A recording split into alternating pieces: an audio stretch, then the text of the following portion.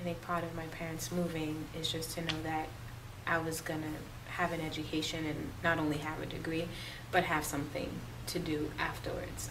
I was always really a good student in Haiti, but the problem is even after getting a degree, there isn't much left to do in terms of a career. So they moved knowing that I was going to continue to do excellent work and go to college and then do great things. So I ended up going to New Mission High School, brand new pilot school. So in my junior year, my principal said, there's this guy, Dave, who has this program called Bottom Line, and everybody was expected to be a part of it. And I think it was because of his encouragement and his pushing me and saying, it's, everything's going to work out, and he was going to figure it out for me.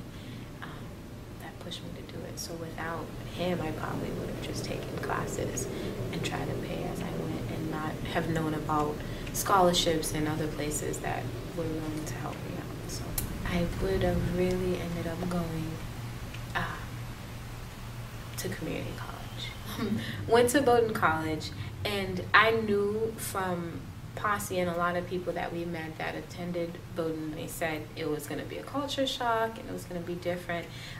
But I wasn't too nervous about that being like the only or the one of the few black kids on campus, because I had friends that I made from Posse.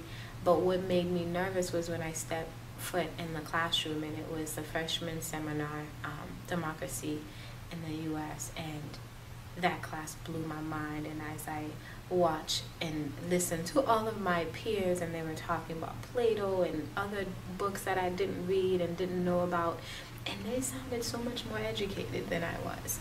I thought I made the wrong choice. And right after that class, I walked into the dean's office, and we get a Posse mentor, and he's the first person that I ran into. And I said, I want to transfer. I don't want to be here. I don't belong here. All of them were smarter than I am. He laughed, which was kind of funny. He laughed at me and kind of challenged me to give it one more week. I'm actually glad I did.